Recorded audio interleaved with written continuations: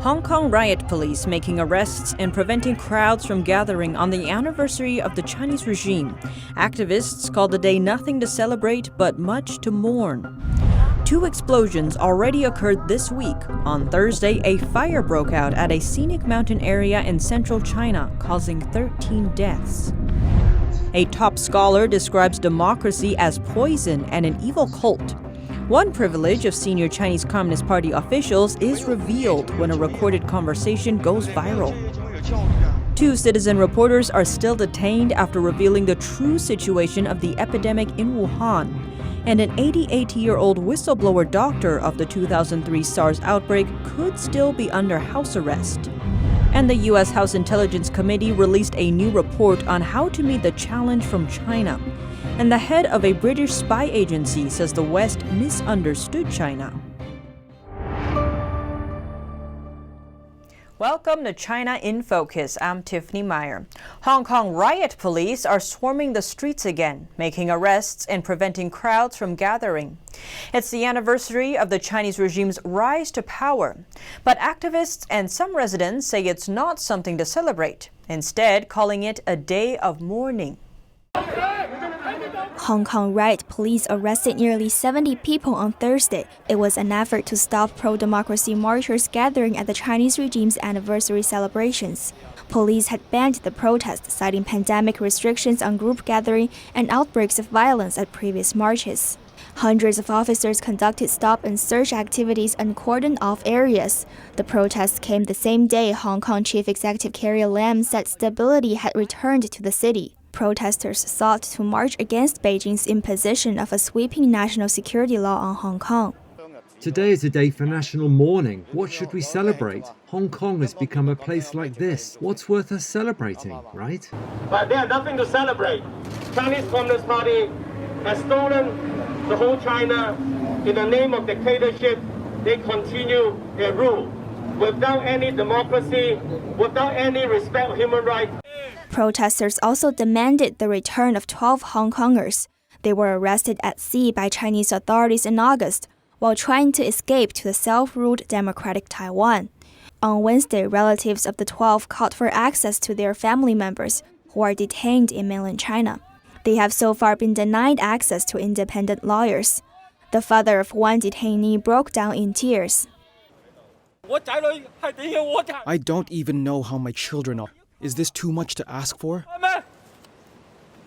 My son is also a Hong Kong citizen. He pays his taxes. 10 of the detainees are facing charges related to pro-democracy protests last year.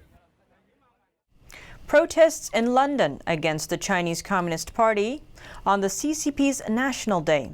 An increasing number of people are calling out the regime's repressive policies and appalling human rights record. NTD's UK correspondent Jane Worrell has more. Calling for an end to the Chinese Communist Party on the CCP's National Day. Protesters are out in London outside the Chinese embassy, and arriving in the early evening was Hong Kong businessman TAIWAN. PRC is not a nation. It's a bunch of gangsters. 90 million of them, dominated by 50 families, crime families, and they've been exploiting the 1.3 billion people, the biggest and the most sophisticated gangster system in the world. He says the Sino-British Joint Declaration should be null and void and wants to take the Chinese Communist Party to court. The UK government says China has broken the declaration, an agreement that allows Hong Kong to keep its unique freedoms that are not in mainland China. The court system is good. You have an independent court.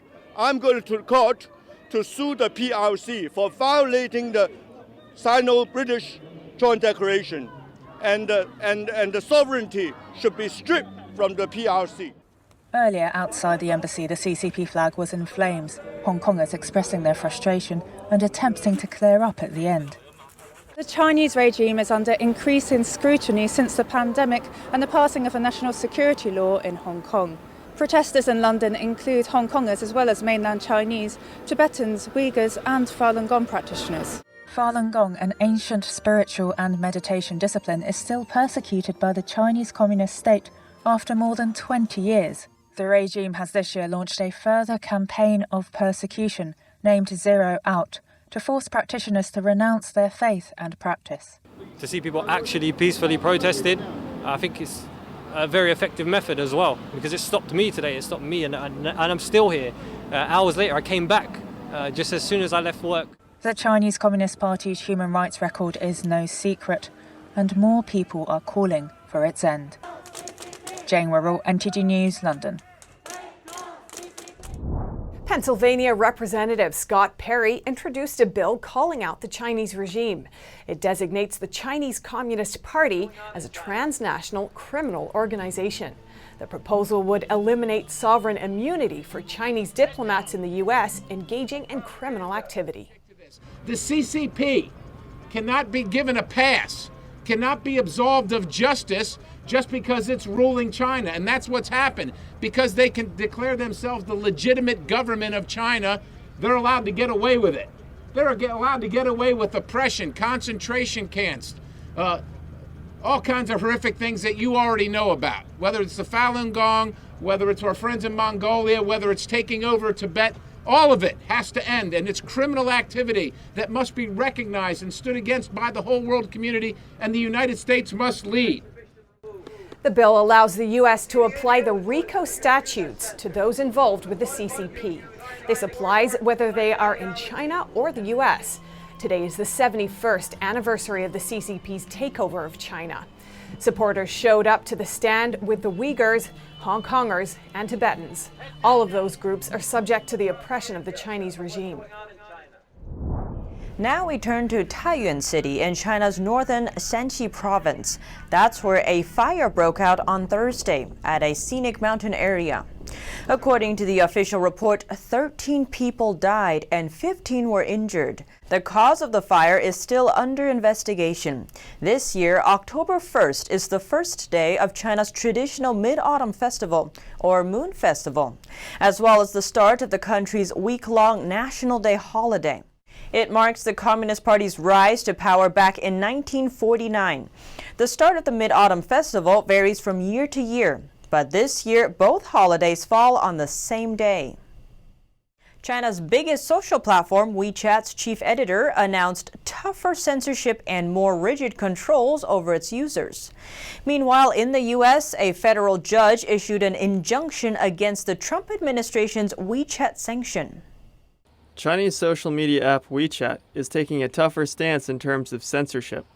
In a CCP Mouthpiece TV interview, the chief editor of WeChat, Jin Xuan, said WeChat would crack down hard on accounts, even suspending them permanently. It would target accounts that repeatedly violate WeChat censorship rules and refuse to rectify their speech. One of the victims of WeChat censorship is the CCP virus whistleblower Dr. Li Wenliang. He was punished by Wuhan police because he posted several warnings on a WeChat group, and the police accused him of posting false statements on the internet. His warnings were later proven to be true, and so the authorities had suppressed him knowingly. He later died of the virus. With WeChat, nearly 800 million smartphone owners in China can do pretty much everything in everyday life. It not only includes communicating with family, friends, and business partners, or reading news, but also paying bills, transferring money, and even sending ride-sharing requests, and ordering food for delivery. WeChat has 1 billion active users per month. As WeChat influences Chinese people's life so profoundly, it can sometimes cause severe consequences. Mr. Tang committed suicide after his WeChat account was suspended this August. The 21-year-old young man ran a small grain and oil business. Many of his long-term clients made their payments via WeChat. The suspension of his account caused him great difficulties.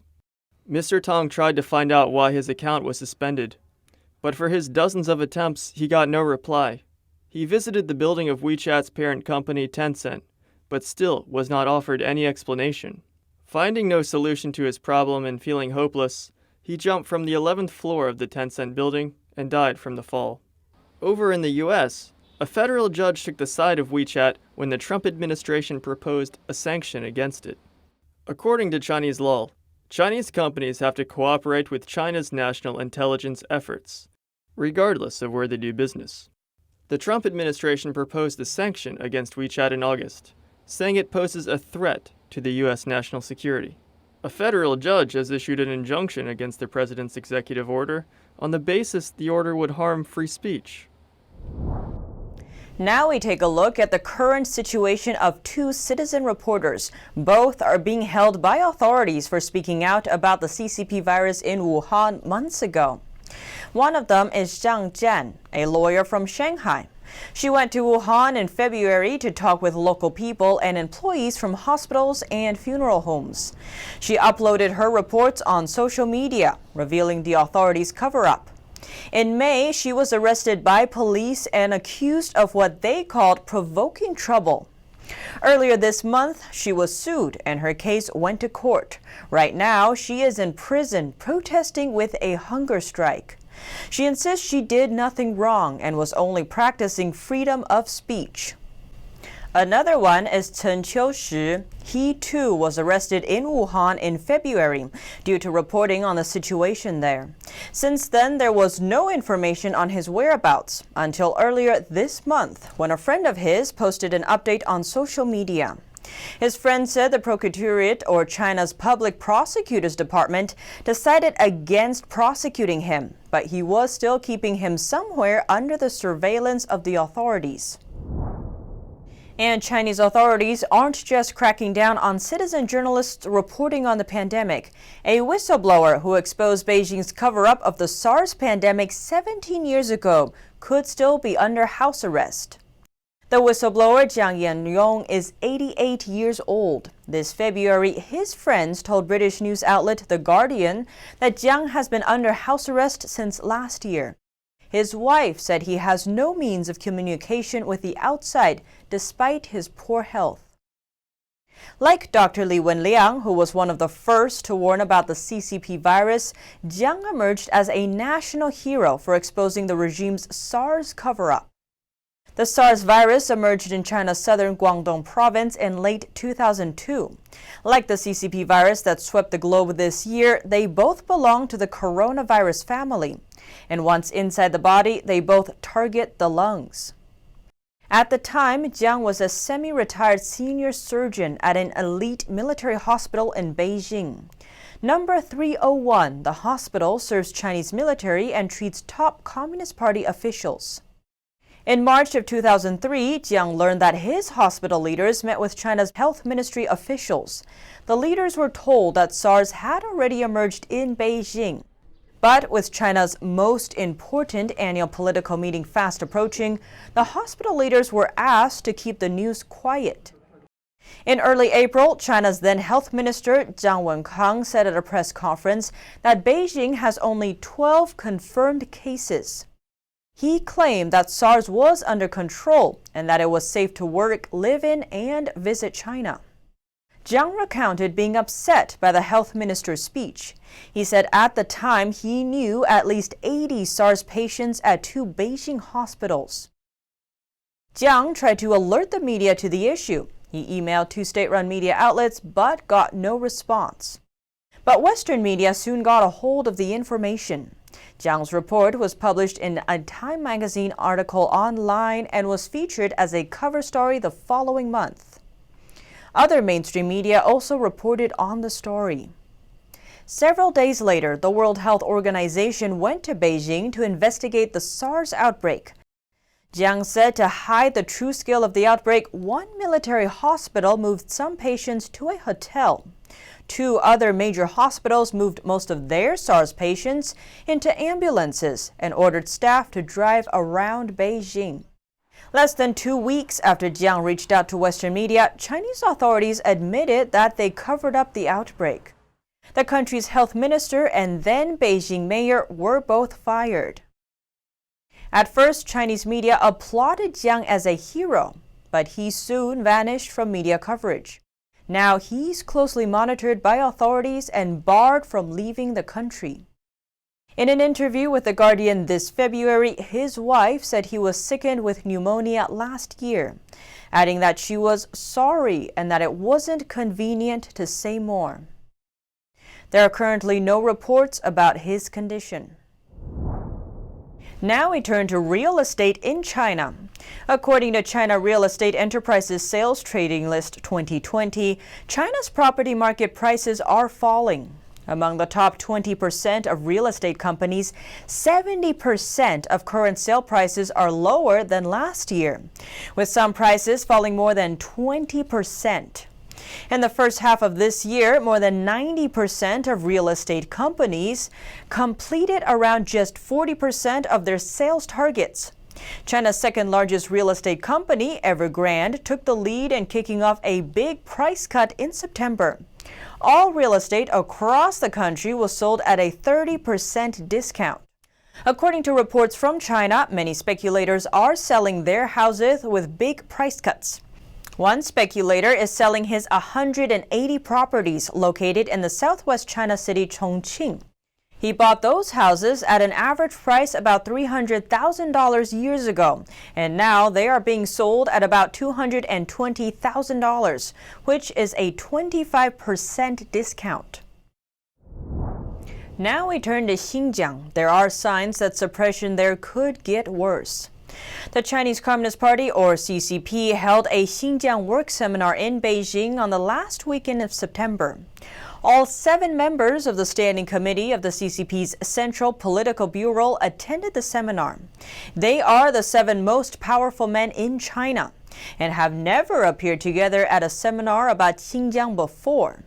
Their participation this time is considered a high-profile response to diplomatic challenges from Western countries.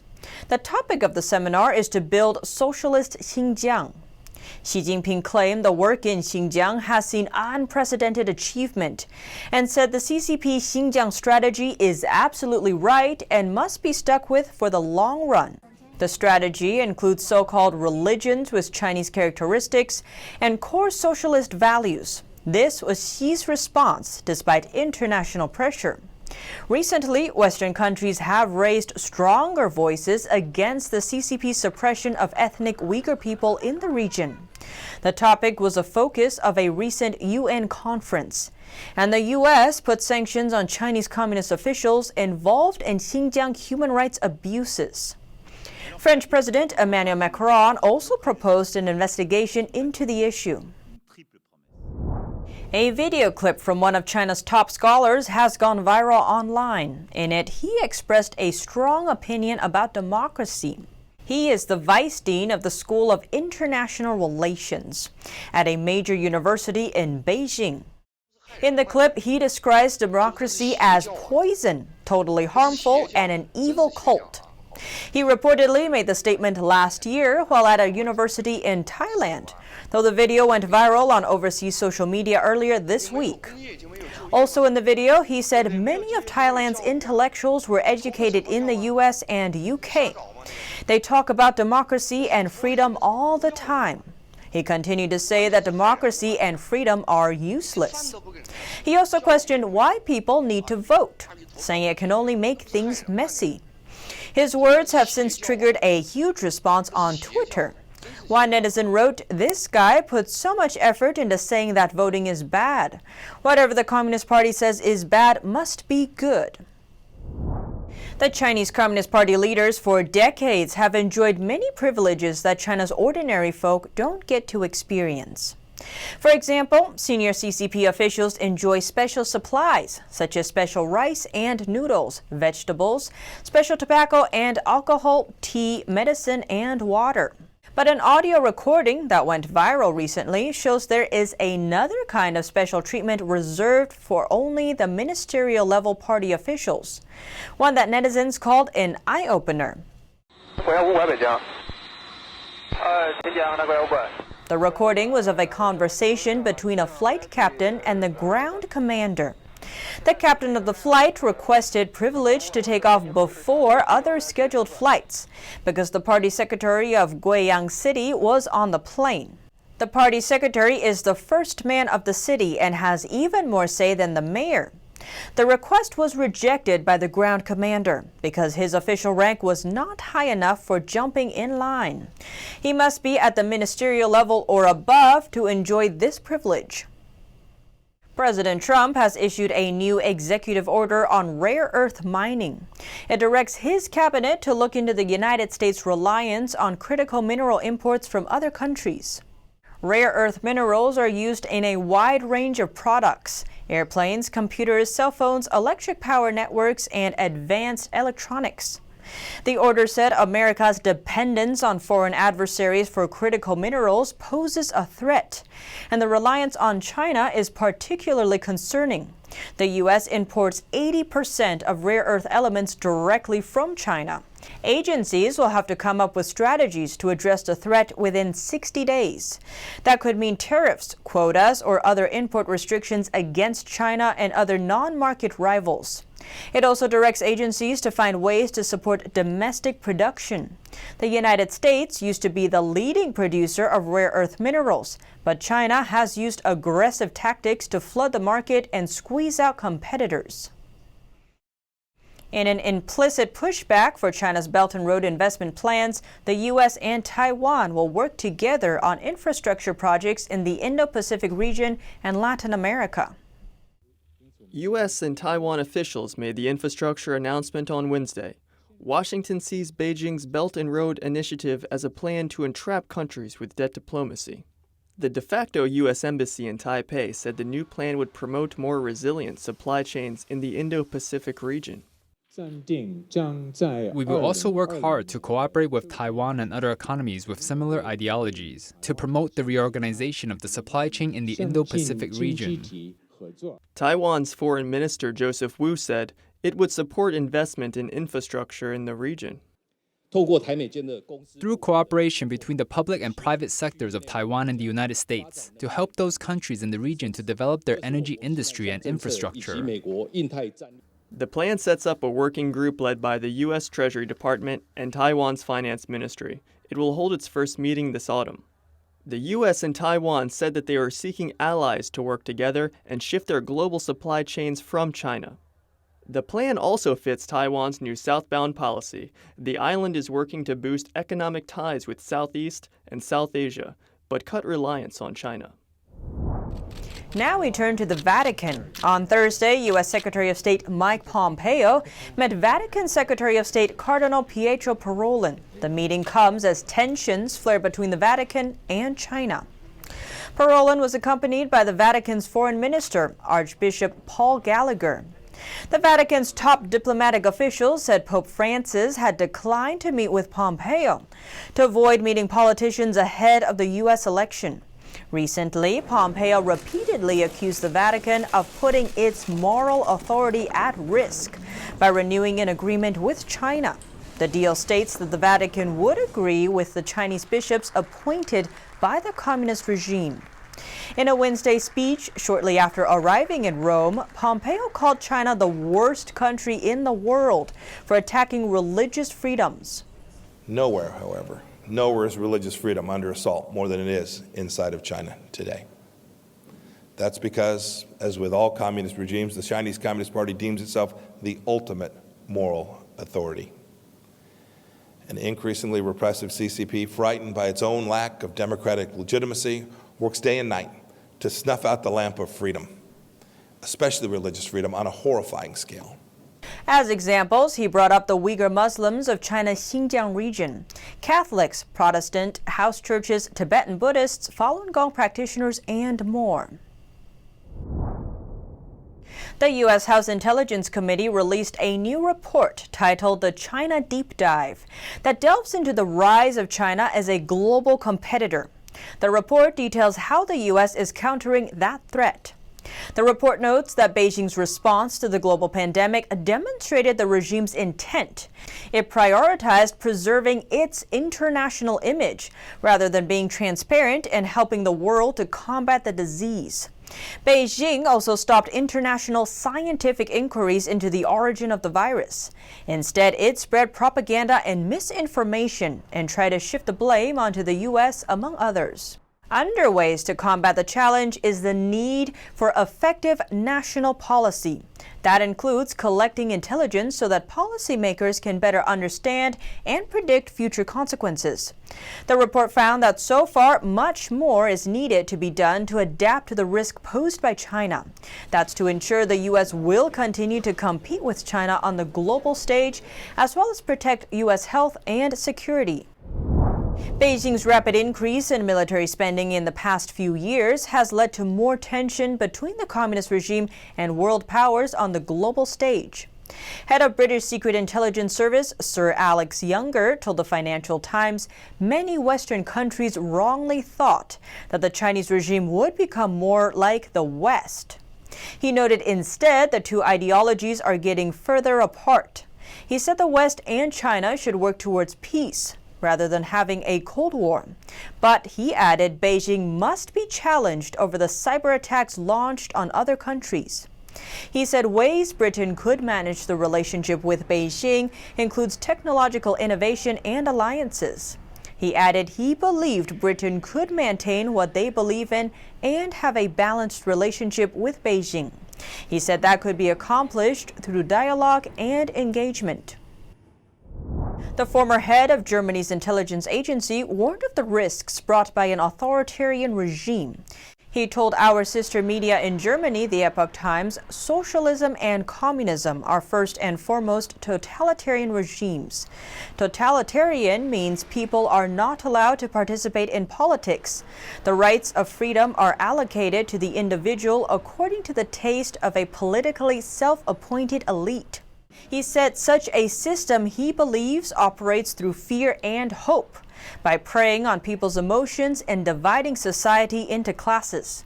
He added Beijing used that technique to gain power over Europe. He said this worried him greatly when it comes to Germany and warned against doing business with Huawei. He advocated instead for Germany to create its own 5G. That way the country wouldn't have to rely on China, especially when 6G comes along in the future. And that's all for today's China in Focus. Thanks for watching and see you tomorrow.